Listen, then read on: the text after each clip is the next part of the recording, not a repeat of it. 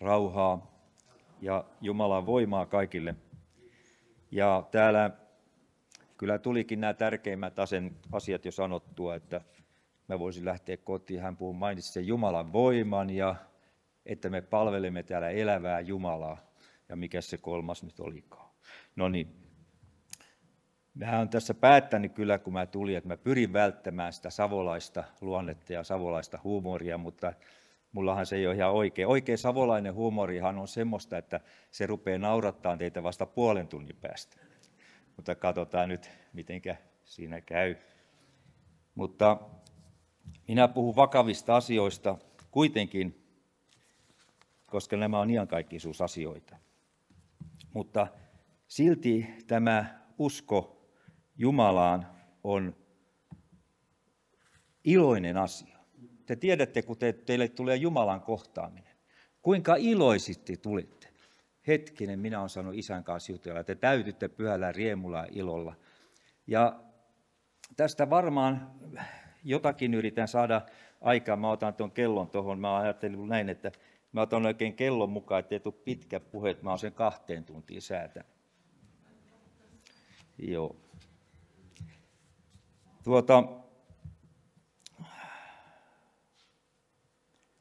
Mistä alkaisin?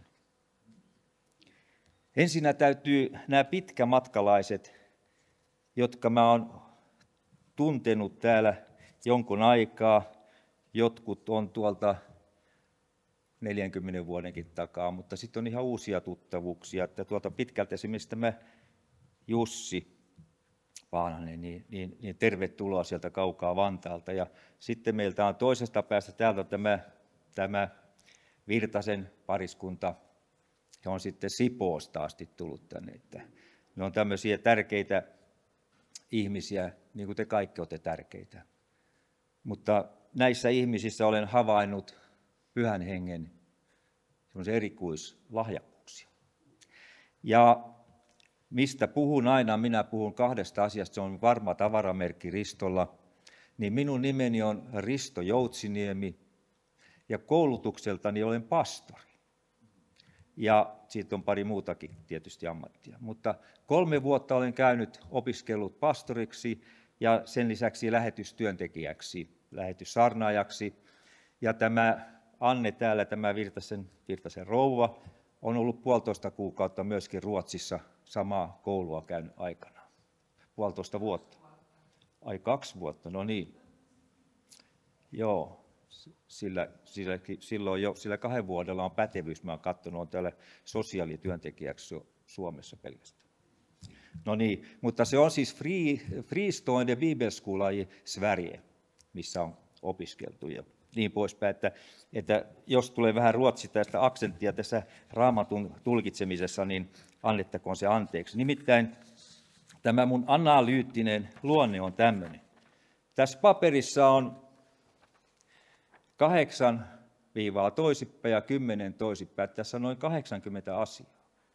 Ja mun tarkoitus on käsitellä tänään teille Jumalan ihmettä, Jumalan suurta ihmettä tai ruoka-ihmettä, kun Jeesus jakoi ruokaa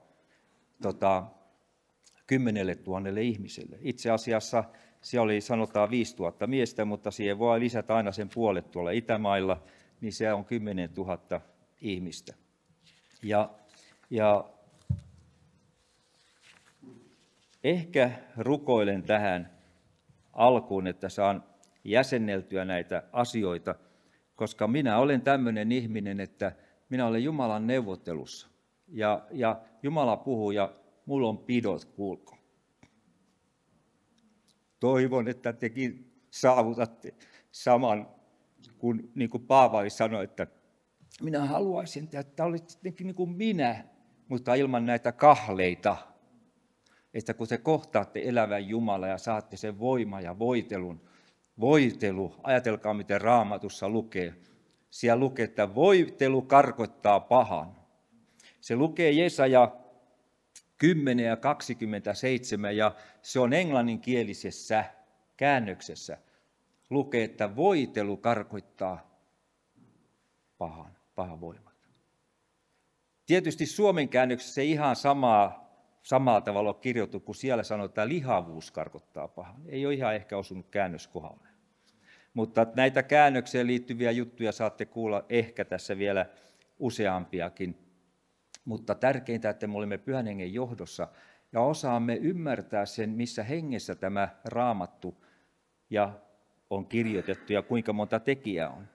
Ja sen takia olen ajatellut käsitellä tätä evankeliumia. Luen sen sitten täältä tämän ruokaihmeen tästä Luukkaan evankeliumista. Ja niitähän on 4 evankeliumissa kaikissa kerrottu tämä ruokaihme, kun Jeesus ruokki 10 000 ihmistä. Ja niissä on eri vivahteet sitten, kaikissa on eri vivahteet ja se löytyy, kun tekee tämmöistä analyyttistä selvitystä vähän. Ja sitten kun sä et lue sitä itse ja opiskele, joka toinen sanoo valmista, vaan sä tutkit sen itse, niin siitä tulee ne Jumalan ilmestykset. Mahtavaa, että näinhän se Jumala olikin, että kerta kaikkia tämä olikin mahtava juttu. Mutta jos ajattelisin sitä taustaa, mä teen lyhyen rukouksen, että Jumala antaisi mulle sitä jäsenneltävyyttä, semmoista jäsentävyyttä, jäntevyyttä tähän, koska minä haluan viedä teidät tuonne Jerusalemista kauas Galilean rantaan. Galilean rannasta soudetaan yli sinne toiselle puolelle vuorille. Ja että mä haluaisin luoda teille kuvan Israelista siihen aikaan. Kerron nämä tapahtumat ja sitten vasta analyyttisesti rupean selvittämään teille, mitä todella tapahtuu. Jeesuksen Kristuksen nimessä ja veressä mä julistan, Isä Jumala, sinun voimaasi meidän seurakunnan ylle ja meidän yhteyteemme. Jeesuksen Kristuksen nimessä väistyköön sinun voitelusi edessä kaikki vihollisen voimavalta ja väärät ajatukset. Me siunaamme tämän tilaisuuden, Pyhä Henki, sinua varten. Tule Pyhä Henki, tule Pyhä Henki, tule Pyhä Henki ja kosketa meitä. Anna meille sanaa, sellaista sanaa, että me saamme oivalluksia sinun maailmastasi juuri tänä päivänä. Aamen.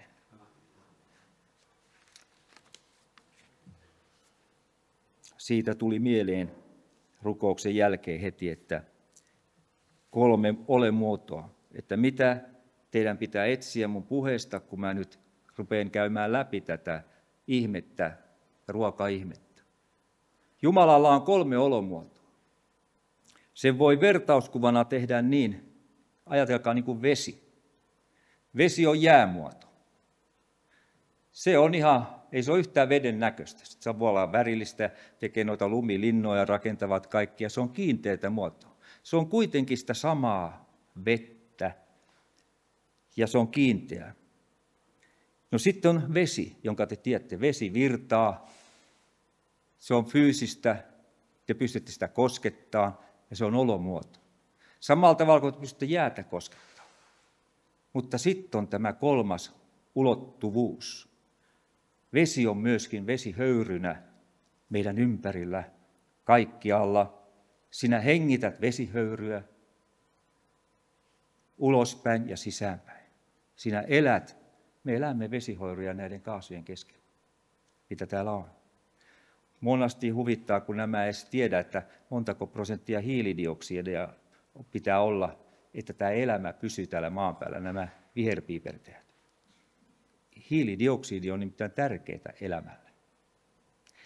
No joo, mutta se on vaan paha mennä aina tämmöinen sivuraiteille, kun näitä useampi ammatti, niin silloin näitä sivuraiteet tulee niin helposti. Joo. Ymmärrätte tämän vertauksen. Jumalan fyysinen muoto se jää. Jos Jumala ottaa fyysisen muodon, hän on Jeesus. Jos Jumala ottaa siis, hän ilmestyy, hän on fysiikka, hän on fyysinen muoto, on Jeesus. Jeesus, kaikkivaltias Jumala, hän on fyysisessä muodossa Jeesuksessa. Sitten hän on, jos ajatellaan, että mikä on tämä olomuoto kaasussa, höyryssä, niin hän on Pyhä Henki. Me ei pystytä näkemään Pyhä Henkeä, mutta samalla tavalla. Että me ymmärrämme nämä hengen lait ja hengelliset totuudet. Ja mistä puhutaan kolminaisuudesta. Siis minä julistan, että Jumala on yksi. Jumala on yksi. Hänellähän voisi olla vaikka kuinka monta, mistä me tiedämme, vaikka hänellä olisi jossain muissa maailmassa 10 ilmenemismuotoa. Emme tiedä, mutta meille hänellä on 3, koska me elämme tässä kolmiulotteisessa maailmassa. Mehän tiedämme, että tämän maailman ympärillä on muitakin olomuotoja, on radioaaltoja, tämä aaltoliikettä kaikki. Jos tämä aaltoliike, mikä pysähdyttäisiin kokonaan, niin hävittäisi täältä. Kaikki perustuu liikkeeseen. Ja sen liikkeen takana on elävä Jumala. Mitä hän tekee siitä liikkeestä, on hyvin mielenkiintoista. No sitten tämä kaikki, mitä hän on luonut, se on Jumalan olemus myöskin. Sen takia Raamatussa lukee, että jos te tutkisitte niin kuin Jumalan tätä maailman kaikkeutta, niin te löytäisitte Jumalan. Se Jumala löytyy siitä, kun ruvetaan tutkimaan. Joku vaimokulta aina ihmettelee, että hän on rukoillut, että kun Ristokin rupesi näkemään noita kukkien kauneutta. Ja se toteutui. Mä rupesin ihastelemaan, kuinka jokainen kukka, pieni mitä Jumala on tehty eläin, kuinka hienosti ne on suunniteltu. Ajatelkaapa semmoista kavaa syvänmeren kalaa jossain syvässä meressä, jolla on semmoinen lamppu, siinä on se suu, ja sitten sillä on lamppu siinä edessä. Se on, kuulkaa, itse suunniteltu se kala semmoisen valon siihen eteen, kun se syntynyt sen valon kanssa. Nimittäin kun siellä on niin pimeätä, niin se valo houkuttelee näitä saalistavaa eläintä, se on petokala, ja sitten kun siihen valon lähelle tulee joku, niin hän nappaa ja syö sen. Kova jätkä suunnittelee, mutta se kala on ollut, kun se on tuommoisen valon siihen suunnitellut ja itsestään tullut. Hyvä vitsi minun mielestä, että siihen sitä vasta tähän, että tämä on itsestään tullut kaikki, niin siihen sitä vasta uskoa tarvitaan. Eli ensinnä meidän pitää selvittää, että Jumala on kaikkialla, Jumalalla on kiinteä muoto, hänellä on myöskin se näkymätön muoto. Ja ne näkymättömät asiat tapahtuu sitten, kun Jumala rupeaa toimimaan. Ja nythän on semmoinen, mä en välttää voi sitä savolaisuutta, anteeksi, mutta meillä kaikilla on se kapasiteetti. Jollakin on kapasiteetti ymmärtää toinen asia, jollakin toisella toinen ja joku syvemmälle. Olin VR:llä töissä siellä aikanaan koulujen välissä, oli mittausporukassa ja sitten hääti mut jatkumaan kouluun siellä. Ja niin se sanoi tämä sitten, mikä oli se matematiikkaa lukenut siinä porukassa, niin sanoi niin, että kun valon nopeudella mennään, niin ihminen ei vanhene ollenkaan, eikä meillä ole enää menneisyyttä. Mutta se on vaan matematiikkaa. Joo. Eli mitä enemmän Jumala antaa meille viisautta ja saamme opiskella jotakin, ja me elämme Jumalan pyhässä hengessä, sen suurempi meidän rakkautemme Jumalaan, meidän ymmärrys Jumalasta myöskin kasvaa, jos meillä on oikea asenne. Nyt menen sinne niihin vakavampiin asioihin, mitenkä Jumala oli myöskin ihminen. Jeesus tunsi surua ja iloa. Kun Jeesus oli ilmestysvuorella, niin lukekaapa tarkkaan, siellä luki näin, että kun ne opetuslapset katsoi häntä, niin Jeesuksen muoto muuttui toiseksi. Mutta mitä siellä lukee? Siellä lukee, että Jeesuksen kasvojen muoto, toisessa käännöksessä lukee, että Jeesuksen kasvojen muoto, hän muuttui toisen näköiseksi. Kun ne oli katsonut sitä sen näköisen, niin se muuttui. Ja toisessa kohtaa lukee, että hänen hahmonsa. Eli viitataan siihen hahmoon, siihen Jeesuksen olemukseen, että ne oli nähnyt sen. Eli Jeesus voi ilmestyä minkä muotoisena hyvänsä, mutta että silloin ne näki siinä taivaallisessa muodossa Jeesuksen. Nämä on merkillisiä asioita ja kaikki nämä lukee. Tämä Raamattu on semmoinen kirja, että täällä on kaikki, mitä elämään jumalisuuteen tarvitaan. Jos teillä on vain aikaa siihen perehtyä ja inspiraatiota, tai sitten käy niin kuin minulle, että siitä ei pääse irti, kun rupeat tutkimaan, aina tulee uusia asioita. Sitten tulee joku aamu, Jumalan lähde töihin, niin muistuu mieleen Jumala sanoo, että Jumalan voitelun edessä väistyy kaikki vihollisen voima. Sitten se löytyykin Raamatusta. Se on Raamatulla, että Pyhä Henki puhuu. Joskus Pyhä Henki voi puhua kielillä meidän kautta, mutta joskus ne kielet voi muuttua hän normaaliksi, eläväksi suomen kieleksi tai englanniksi tai joskin muuksikin kieleksi. Mutta minä luen teille Luukkaan evankeliumista tämän kohdan, mihinkä sitten viittaan. Ja ennen tätä, mitä siinä tapahtui, ruokaihmettä, niin Jeesus oli saanut tiedon, että Johannes Kastaja on mestattu. Ja mä kirjoitin oikein katsoa, että mitä siellä lukee, niin täällä sanotaan, Matteuksessa se on Matteuksessa ilmastu niin, että lyötiin pää poikki. Samaten Markuksen evankeliumissa tämä sama tapahtuma sanotaan, lyötiin pää poikki.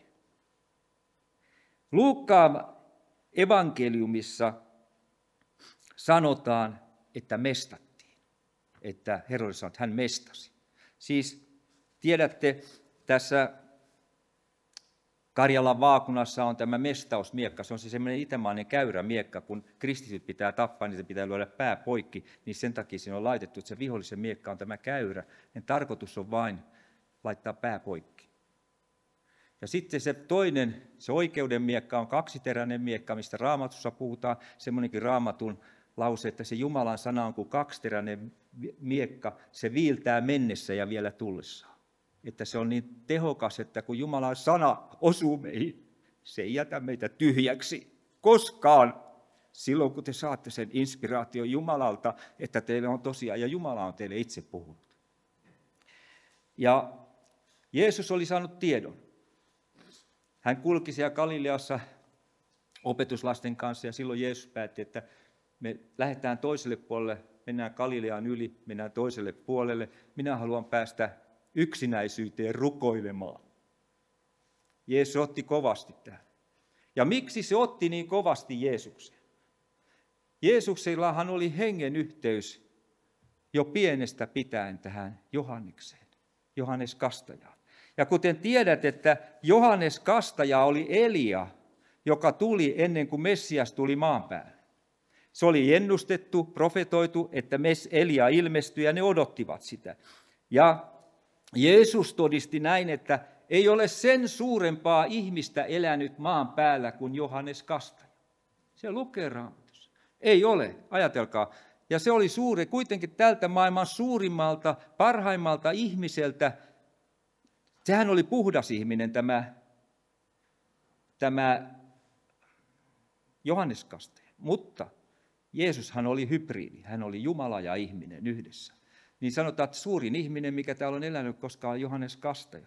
Hänellä oli valta ja voima tehdä kaikki samat teot kuin Elialla. Ja kohta palaa siihen, että mitä Elia ja mitä tämä Johannes olisi voinut tehdä, kun häntä vainottiin. Mutta hän alistui. Jeesuksella oli suru, se koski häntä. Sanotaan niin, että siellä lukee, että lapsi hypähti Elisabetin kohdussa. Eli kun tämä Maria oli siellä vuoristossa, mennyt sinne häpeissään sen takia, kun oli sinkkunainen raskaana. Se ei siihen aikaan ollut kauhean suotavaa ehkä. Ja se oli sitten tuli tämä papin vaimo papin vaimo Elisabetti tuli sinne. Ja samalla kun Elisabetti tuli sinne, niin Elisabetin mahassa, vatsassa, kohdussa vauva hypähti ilosta. Ja siinä sanotaan, että Elisabetti tuli täytetyksi pyhällä hengellä. Se on hyvä, että tämä aloitti tästä pyhässä hengessä puhuttamisesta ja puhumisesta tämä Urho, kun sitä saatetaan mainita tässä monta kertaa. Mutta tässä tapauksessa, kun minä mainitsen sen pyhän hengen, niin ajatelkaa, minkälainen yhteys. Ajatelkaa, minkälainen yhteys. Mä tunnen yhden uskovan veli, joka sanoo, että hän tietää, kun äiti tuli uskoa, hän oli silloin niin kuin kohdussa, äidin kohdussa, että itse asiassa hän olisi saanut maistaa Jumalan voimaa jo silloin. Ja siitä tuli saarnaaja tästä äidistä, en nimiä mainitse, mutta aivan ihmeellisiä kertomuksia tässä maapallolla löytyy. Ja yritän välttää niitä, ehkä loppuun kerron semmoisen, jonka olen joutunut tekemään sitä muslimiveljeskunnan kanssa tuolla Afrikassa. Niin kuin sanoin, että lähetyssaarnaajaksi on tavallaan niin kuin koulutettu ja sitten on tehnyt näitä jostakin syystä kutsuttua aina silloin tuonne Afrikan maalle, että on käynyt Saharassa ja Kongossa ja tuolla erikoisissa paikoissa. Ja joku tehtävä on aina ollut. No,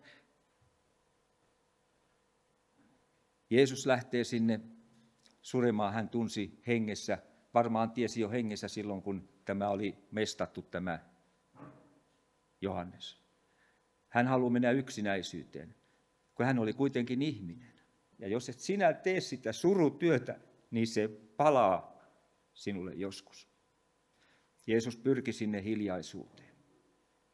Mutta kun ne tiesi, että nyt ne lähti opetuslasten kanssa soutamaan siitä järven yli, Raamatussa muuten voi laskea senkin, että kuinka pitkä se Gennesaaretin yli siitä kohtaa oli noin 6-7 kilometriä. Sen pystyy se lukemaan siinä Raamatussa, kun vähän käyttää matematiikkaa. Se oli niin monta stadionin mittaa, ja Jeesus kun tuli sieltä takaisinpäin, niin se käveli melkein toiseen rantaan sen yli.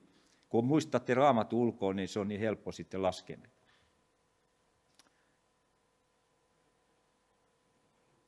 Toiselle puolelle, kun oli päässyt, kansaa kerännyt. Siellä sanotaan jopa toisessa evankeliumin kohdassa sanotaan niin, että ne kansa oli nopeammin, meni jalan sinne nopeammin. Ja ne oli siellä vastassa osa sitä porukkaa, kun ne meni. Ja Jeesus meni yksinäisyyteen sinne vuorelle rukoilemaan. Ja sitten kun mä tutkin näitä 3 evankeliumia, 4 evankeliumia, 3 on niin kuin sitä tavallista kansaa niin kuin mekin, jotka materiaalisesti ja näin yksioikoisesti suhtautuu tähän meidän elämään. Mutta tämä Johannes, minä olen löytänyt hänestä semmoisen taiteilijaluonteen. Hän oli vähän niin kuin taiteilija. Hän aina suhtautui vähän eri tavalla kuin nämä muut. Esimerkiksi tässä, kun sanottiin, että mestattiin, lyötiin Johannekselta, täältä lyötiin pää poikki, niin tämä Johanneksen evankeliumissa hän ei mainitsi ollenkaan. Koska kaikki kuoleminen, kun Johannes oli ollut siellä Jeesuksen haudan äärellä, kaikki kuoleminen, hän ei halunnut mainita sitä ollenkaan. Mielenkiintoista. Sitten siellä sanotaan, että Jeesus ennen kuin ne lähtivät sinne saarnaamaan nämä opetuslapset ennen tätä tapahtumaa, niin Markuksen ja Luukkaan evankeliumissa mainitaan, että Jumala antoi, Jeesus antoi niille vallan ja voiman. Tässä tulee se Jumalan se 3. dimensio siellä, se yliluonnollinen henki. Ajateltaan, voi antaa vallan. Sehän ei ole mitään fyysistä, että jollekin annetaan valta kaikkia voimia ja valtoja vastaan. Sitten tästä ei mainita Matteuksessa eikä Johanneksessa. Mutta sitten semmoinen asia, kun siellä tullaan, että piti järjestää syömään tämä kansa, niin kuinka Jumala on järjestyksen Jumala. Hän antoi käskyn, Matteuksessa lukee, että hän antoi käskyn laittaa heidät syömään. Käski ja muissa sanotaan, että järjestäkää heidät syömään erilaisiin ryhmiin. Ja se lukee kaikissa 4 evankeliumissa. Ja sitten meillä on näin vielä, että siellä sanotaan, että laskeutuvat syömään ruohikkoa. Se on hyvin tarkkaan kuvattu. Tämä, että se on mielenkiintoista, että voi sitten katsoa, että mitä tämä Raamattu haluaa korostaa, ne, mitkä oli näissä kaikissa 4 evankeliumissa. Ja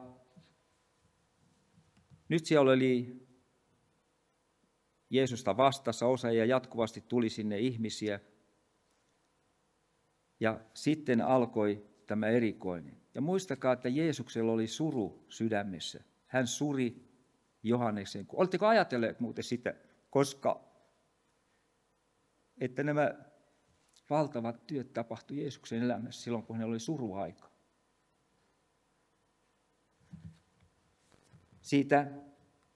Sitä täytyy ihmisen tutkia sisässään. Minä esimerkiksi, minulla on kokemusta tästä, kun on kuollut sukulaisia, kuollut läheisiä, että ne on tullut vierailulle. Joku sanoman kanssa on käsketty sanoa sille veljelle Risto, että minulla on täällä kaikki hyvin. Ja toisen kerran tuli kysymään. Silloin minä en tiennyt sitä mitään samaan aikaan, kun henkilö kuoli, niin että ilmeisesti jos otatko minun koirat hoitoon. Ja taas sitten minun uskomainen maallisen veli sanoi aina, kun se on niin lähellä tämä toinen puoli ja tämä henkimaailma, nämä tapahtumat minua, niin sanot, kuinka sä Risto kestät? Mä sanoin, että mulla on helppoa, kun mä kestän, kun se kuuluu mun luonteeseen. Minut on luotu tämmöiseksi, että se on minua lähellä ja minun on helppoa ymmärtää myöskin näitä hengellisiä asioita ja henkimaailman asioita. Tämä kuoleman läheisyys ja se jotenkin, kun on niitä sukulaisia, veliä kuollut, niin se tiivisteet pettää niin helposti anteeksi. Luetaan Luukkaan evankeliumi 9. luku. 9. luku ja lähdetään tuolta 10. eteenpäin. Tässä oli siis aikaisemmin tapahtunut nämä. Opetuslapset oli lähetetty saarnaamaan. Ne oli tullut iloissaan takaisin, että henkivallat on meille alaisia. Herodes havitteli nähdä Jeesusta, koska hän halusi nähdä, että ne sanoi, että nyt kun hän on lyönyt pään poikki Johannekselta, nyt mikäs tämä mies on sitten, kun vielä suurempia tapahtuu. Ja suruaikaa Jeesus on viettämässä. Apostolit palasivat ja kertoivat Jeesukselle, mitä olivat tehneet. Hän otti heidät mukaansa ja vetäytyi yksinäisyyteen. Tämä yksinäisyyteen sana muuten, se oli täällä useimmissa näissä, korostettiin näissä evankeliumissa. Tämä on mahtavaa, kun siinä on 4 eri, pystyy tekemään tämmöistä tutkimusta, 4 evankeliumia, jotka kertoo samoista asioista. Niin tehkääpäs jotkut tutkimus, tuli hyvin mielenkiintoista, mitä te löydätte sieltä aarteita. Yksinäisyyteen Aution paikkaan, lähelle kaupunkia, jonka nimi oli Betsaida. Mutta kun ihmiset saivat tietää siitä, he seurasivat häntä. Hän otti heidät vastaan, puhui heille Jumalan valtakunnasta ja paransi kaikki, jotka parantamista tarvitsevat. Tämä on mielenkiintoista. 3 evankeliumissa luki myöskin tämä kaikki-sana, että paransi kaikki. Ja sitten paransi heidän sairaansa, luki 1 evankeliumissa, joka tarkoittaa sitä myöskin kaikkia, että paransi heidän sairaansa. Siinä ei puuttu mitään semmoisia, että joku olisi jäänyt parantumatta. Kaikki, jotka parantamista tarvitsivat. Kun päivä alkoi kallistua iltaan, ne 12 tulivat ja sanoivat hänelle, lähetä ihmiset luotasi, että he menisivät hankkimaan yösijan ja ruokaa ympärillä olevista kylistä ja maataloista. Sillä täällä me olemme autiolla seudulla. Jeesus sanoi heille, antakaa te heille syötävää. Mutta he vastasivat, meillä ei ole enempää kuin 5 leipää ja 2 kalaa, ellemme lähde ostamaan ruokaa kaikille tälle väelle. Tätä 13 jaetta hiukan tässä analysoin teille, se on hyvin mielenkiintoista. 3 evankeliumissa sanotaan selvästi, että antakaa te. Minä en tiedä sitten, että onko tämä joku kirkkohistoriallinen jäänne, onko tämä joku kirkollinen poliittinen tapahtuma tässä tapahtunut. Taiteilija siellä kuitenkin sanoo näistä, eli Johannes sanoo näin, että Jeesus jakoi kansalle ruokaa. Oletteko pannut merkille? Ne saatte te nämä jako. Antakaa te heille syötävää, mutta he vastasivat, meillä ei ole enempää kuin 5 leipää ja 2 kalaa.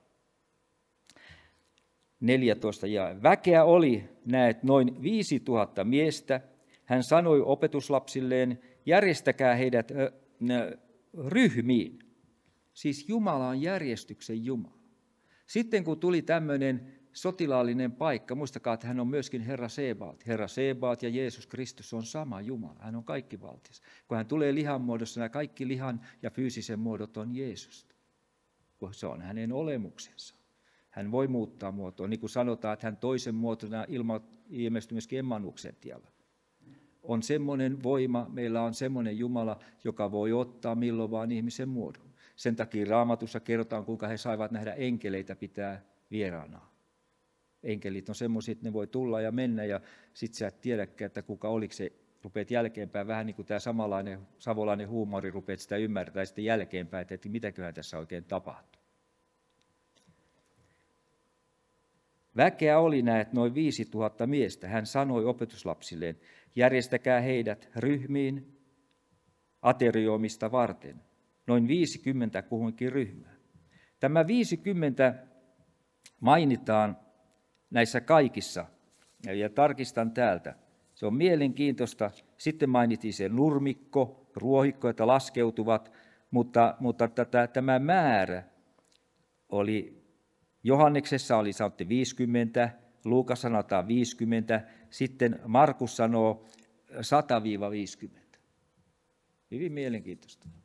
Että nyt jos täällä olisi joku sotilasasioita tunteva henkilö tai joku ruokapalveluta vastaava, niin joku voisi pian, yleensä kun näitä ruvetaan tutkimaan, niin sanotaan, että se on se kaikista tehokkain tapa, se 50 henkiä, kun on ryhmässä. Sitten menee Muppet Showksi, jos se tulee suuremmaksi tai pienemmäksi. Kaikki, mitä täältä Raamatusta on löydetty, parhaat keksinnöt, mitä on tehty, kun on otettu täältä Raamastusta, tehty sitä Raamatun, miten siellä tapahtuu. Ajatelkaa muuten semmoista, anteeksi nyt taas vähän karkaa mopo käsistä, mutta että tämä kultainen menora, valtava lamppu, oli tehty yhdestä kimpaleesta takomalla. Siinä repikääpä siitä huumoria nyt kaikki tekniikan ihmiset. Kuitenkin Raamattu on totta. Siellä kulki kaiken maailman kanavia, kiviä, öljyä, varten ja niin poispäin. Järjestäkää ryhmiä. Sitten tämä asia, että hän määräsi ja käski. Tämä tuli se Jeesuksen käskyvalta, että samalla kun hän oli lempeä, hän pystyi hoitamaan, hän oli jumalallinen voima. Mulla tuli mieleen semmoinen kertomus tässä, että kerran olin kylässä tuossa Etelä-Suomessa käymässä ja tuli, sä oot se Risto, joo, sä olit kerran siellä Sionismuistossa. Kauanko siitä, joo, mä muistan, kun sä saarnassa puhuit, että se oli 20 vuotta sitten, kun mä olin puhunut, se vieläkin muista, se oli saanut jonkun oivalluksen. Että sen takia mä puhun niille asioita, että saatatte saada semmoisen oivalluksen, jonka te muistatte koko ikänne, jota te voitte käyttää hyväksenne siinä teidän yhteydessä Jumalaan. Nämä oivallukset, mitä tulee Raamatusta, ne on niin mahtavia, te muistatte ne ikänne, silloin kun Jumala ilmestyy teille. Silloin Jeesus otti ne 5 leipää ja 2 kalaa ja katsoi ylös taivaaseen, siunasi ja mursi ja antoi ne opetuslapsilleen kansalle jaettavaksi. Kaikki söivät ja tulivat kylläisiksi ja tähteiksi jääneitä palasia kerättiin 12 korillista. Täytyy ottaa pieni huikka ennen kuin mennään matematiikkaan.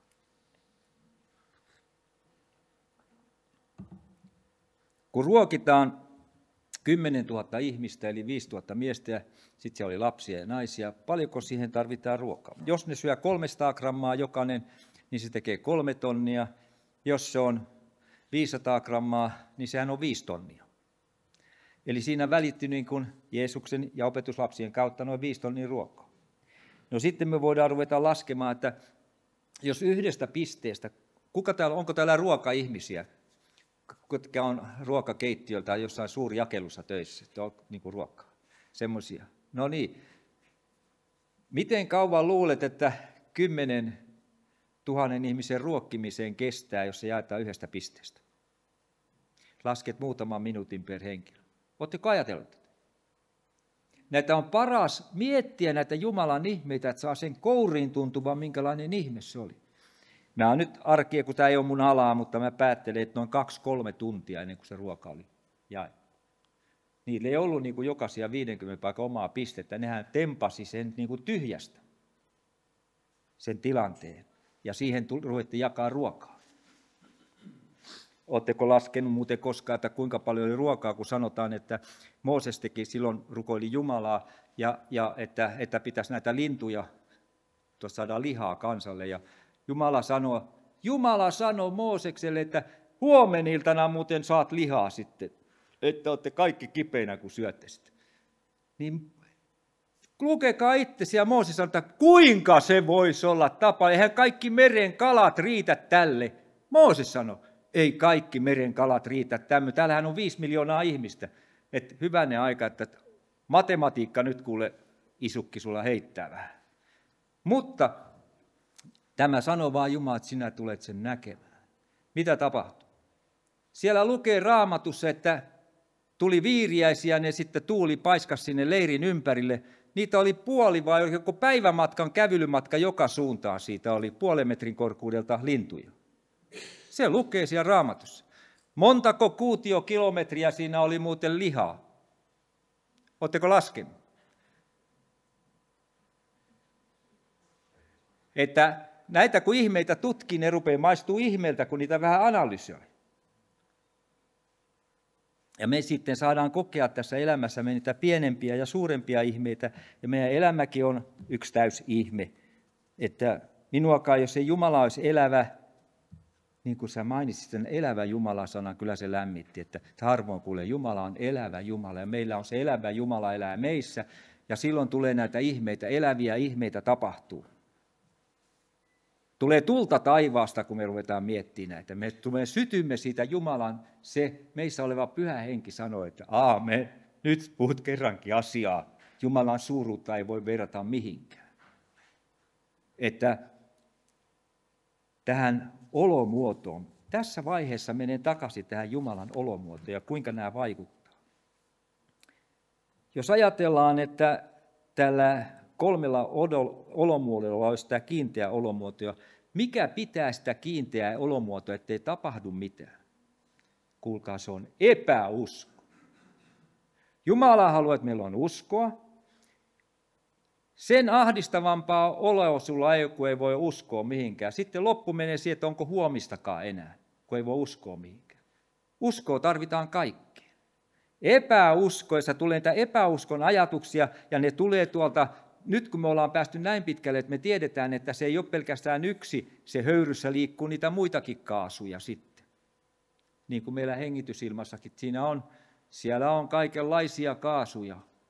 Siellä on sitä hiilidioksidia, sitten on näitä jalokaasuja, näitä enkelivaltiaita, sitten siellä saattaa olla tämmöisiä vähän pahempiakin kaasuja, jotka on muodostunut jostain käymistuotteista tai sitten jostain muusta vessan takaisista asioista, mutta kaikkea löytyy. Mutta ne on olemassa olevia voimia ja entiteettejä, niin kuin englanniksi olisi.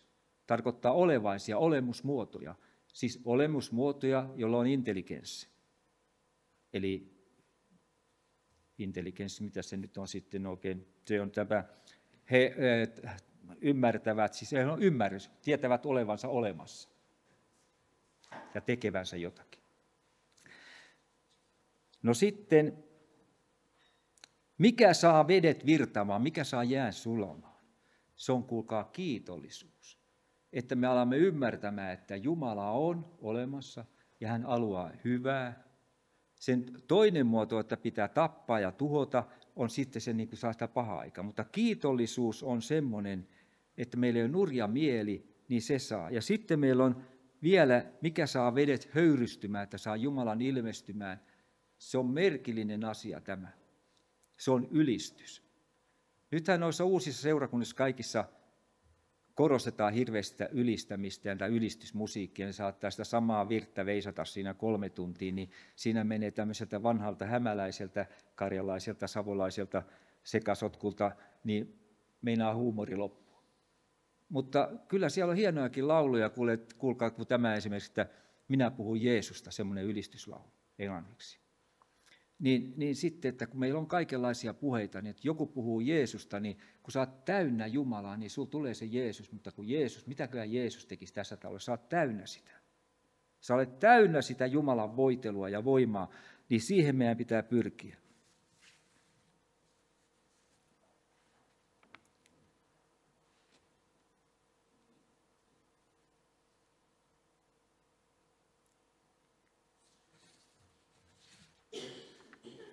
Mietin sitä, että en lähde käymään, mä säästän teitä käymään täällä, mutta kehottaisin teitä tekemään itsellenne tämmöisen listan joskus ihan niin kuin lasten askartelutyönä itsellensä. Käykää läpi tämä 4 evankeliumia ja katsokaa, että monessako evankeliumissa on mikäkin asia mainittu. Ja se on se tärkein asia, mikä on niissä kaikissa 4 mainittu. Ja totta kai se on se syöminen. Ja syöminenhän on meille tärkeä. Joo. Eli haluan teille jättää semmoisen kertomuksen tähän lopuksi. En halua pitkittää enempää, kello on mennyt jo ton verrankin tässä Mutta että Jumalan suuruutta, mitä Jumala, kuinka suuri hän on, me ei pystytä sitä koskaan ymmärtämään. Hän pystyy tekemään mitä vaan.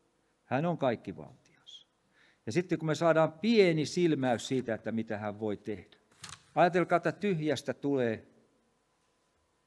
Se oli niin kuin se, me voidaan keksitä vielä niin kuin se, kun se kaveri, semmoinenkin saarnaaja sanoi, että kun se heitti se Elia sinne sen, ajatelkaa, se heitti sinne Elian sinne veden päälle sen puun, niin se nousi kirves sieltä ylös ja se sai ottaa, niin siihen oli hyvin järkevä selitys. Saarnaaja sanoi, että no siinä oli sitä puumagneettia ja se nappasi, oli Elialla oli semmoinen puumagneetti siinä. Sehän ei pidä paikkaansa, niin kuin tiedätte. Meillä tulee näitä ihmeellisiä selityksiä. No tämä, kun ne linnut tuli, sitä tuli valtava määrä kuutiokaupalla lihaa, niitä lintuja sinne erämaahan. Muistakaa erämaahan sinne, kun Mooses ruokki. Tämä ruokaihmeitä on siis tapahtunut useita, kun luette siellä Raamatussa. Useamman kerran ruokittu kansaa suuret joukot. Niin siihen voi olla joku selitys, mutta tähän kun Jeesus niin kun oli synagogassa ja oli kutistunut, kuivettunut käsiä, hän sanoo sille, että ojenna kätesi, niin käsi kasvaa tyhjästä. Tässä näette sen jumalallisen uskon eron. Sitä ei voi selittää enää millään. Se tulee nämä molekyylit tästä ilmasta, mikä on se materiaali, mikä meitä ympäröi, niin siihen kasvaa vaan tyhjässä tulee käsi. Kun hän on luova Jumala, hän pystyy luomaan uutta milloin vaan. Sen takia mä näitä puhun teille, että nyt tänä pahana aikana Jumala voi teidät pelastaa minkälaisesta tilanteesta hyvänsä. Ei ole semmoista tilannetta, josta Jumala ei voi teitä auttaa ylös. Ja sen takia mä näistä puhun, että se usko on ihan toista kuin epäusko, joka saa pahaa aikaiseksi ja tulee kuivaksi meidän elämään. Kun te saatte oikein uskon Jumalaan, niin tämä elämä ei ole koskaan kuivaa. Teillä on aina jotakin menossa, varsinkin jos te seurustelette Jumalan kanssa. Se on semmoinen seurustelusuhde, että siihen seurustelusuhteeseen ei tarvitse koskaan pettyä. Miettikää. Kyllä siinä on, kuulkaa, kunnon seurustelukumppani. Ei tarvitse pettyä. Tietysti monella meillä muullakin on. Meillä on muita inhimillisiäkin suhteita, jotka ei tarvitse pettyä, mutta että Jumalassa se on sitten ihan toisella leveydellä. Mulla oli tämmöinen ajatus tässä vielä, minkä Jumala ilmestyksen kautta mulle antanut kerran. Miksi Johannes lähetti opetuslapset kysymään Jeesukselta? Oletteko ajatelleet? Että oletko sinä se Messias, joka piti tuleman, vai pitääkö meidän toistavia odottamaan? Tuttu paikka, eikö ole? Oletko miettinyt, mitä se tarkoittaa? Miksi hän teki näin? Onko tullut mieleen, miksi? On tullut, joo. Jeesus kysyi sitä sen takia, kun hänellä oli Elian voimat. Muistakaa, että siellä kun toinen kuningasten kirjat, siellä kerrotaan tästä Eliasta. Hän oli vuoren päällä. Ja kuningas oli määrännyt 50 miehen osaston hakemaan sen Elian sieltä, että se halusi varmaan tappaa sen. Se oli saanut vähän tarpeeksi tästä. Elia oli siellä vuoren päällä ja sinne tuli sitten 50 miehen päällikkö ja 50 miestä ja sanoi, että tule alas sieltä, kuningas tarvii siihen. Niin hän sanoi, että jos minä olen Jumalan mies, niin tulkoon taivaasta tuli ja tappakoon teidät. Sieltä lankesi tuli taivaasta ja tappoi sen sotapäällikön ja 50 miestä. Sitten tuli seuraava ryhmä. Puhun Eliasta. Tuli seuraava ryhmä. Muuten Elia ja muistakaa tämä Johannes Kasteja, tässä vähän niin kuin viittaa Savoissa, ne oli muuten sama henkilö. Tuli seuraava ryhmä. Taas päällikkö sanoi, että tule alas sieltä, että Jumala, tämä kuningas haluaa tavata. Tapahtui sama. Taas lankesi tuli taivaasta ja tappoi sen päällikön ja 50 miestä. Kolmas oli kuullut tarinan, oli ruvennut, niin sanotaan näin, että kolmas päällikkö kiipesi sinne vuoren päälle ja kumartui sen eteen ja sanoi, että säästä minun henkeni. Oli ymmärtäneet jotain, että ihminen on tämmöinen, että kun 100 henkilöä on kuollut, niin rupeaa niin kuin ymmärtää, että se saattaakin olla, siellä saattaa olla muitakin voimia, mitä tässä, vaikka siellä miekkaa olisikaan mukana. että tämmöinen henkilö oli siellä vankilassa. Hän olisi voinut sanoa, että nyt mulle, hän tiesi varmaan Herodias oli se Herodeksen vaimo, hän suunnitteli sen tappamista, miten hän saa tapettua. Hän tiesi. Muistakaa nämä ihmiset, jotka on hengen ihmisiä, he hengessä vaeltaa. Ne tietää, mitä on tulossa.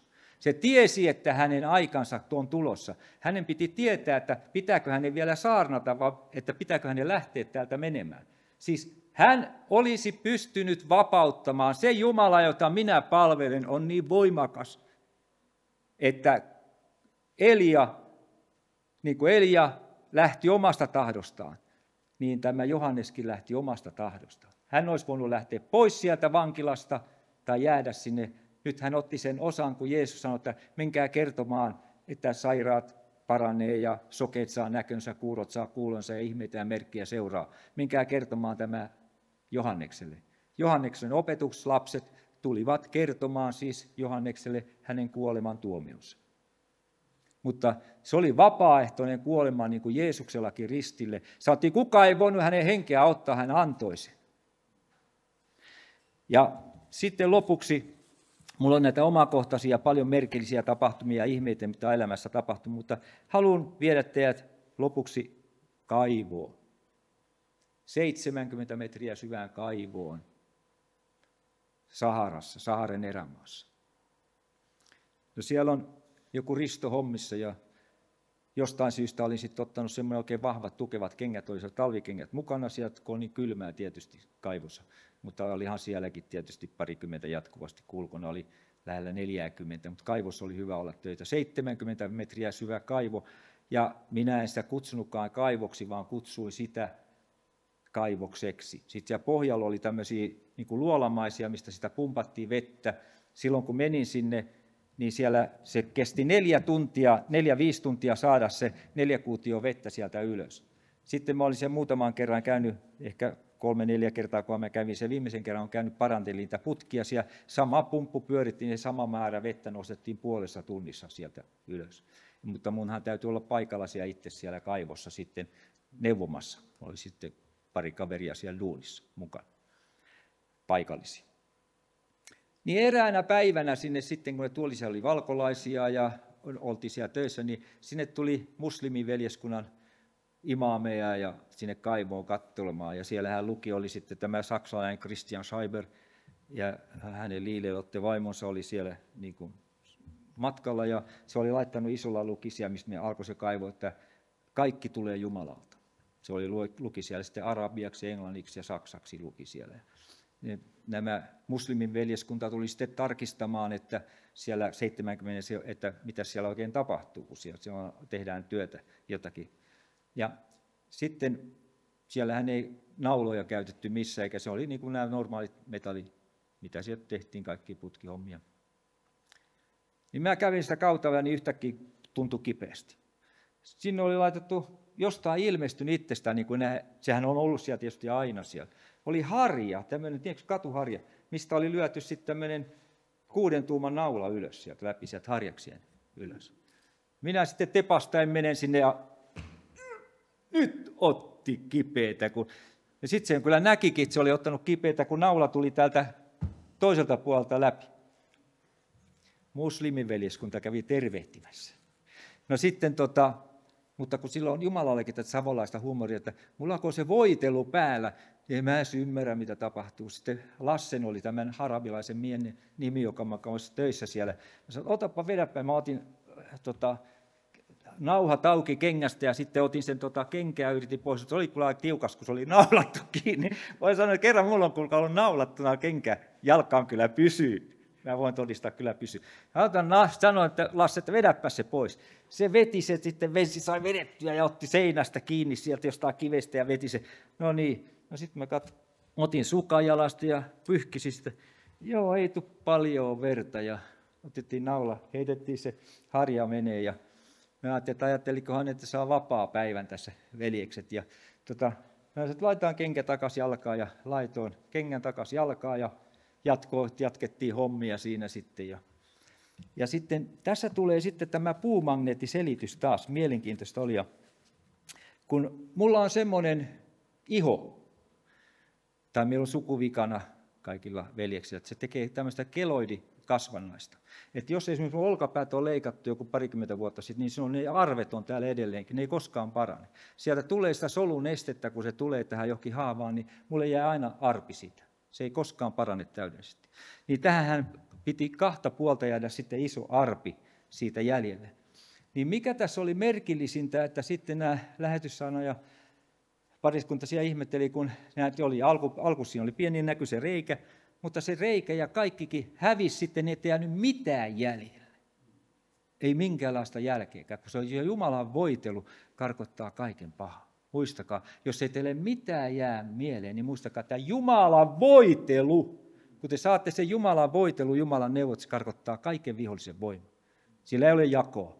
Te näitte, ennen historia oli 6 päivän sota, sitä kaikki sanoo, kun Israel voitti kaikki ne ympäröivät arabivaltiot 6 päivässä. Nyt on uusi historian luku tullut. Israel voitti 12 päivässä valtavan kansan, missä oli 100 miljoonaa ihmistä. Ja siellä oli Kiinasta ostettuja ohjuksia vaikka mitä. Jumalan suojelus ja Jumala antaa sen viisauden meille, että Jumala ei ole niin kuin erillinen meistä. Muistakaa, että Jumala antaa teille ajatuksia. Että se, mikä saattaa olla sinun oma ajatus, ajattelet, niin se ei välttämättä olekaan sinun ajatus. Mutta silloin, kun sä olet negatiivisella puolella, silloin, kun sinä olet siellä jäätymispuolella, niin silloinkin sinä saatat kuulla, lisää jäätä hattuun vaan kuule. Anteeksi. Mutta se oli hyvä vertaus. Eli sitä pahaa tulee lisää.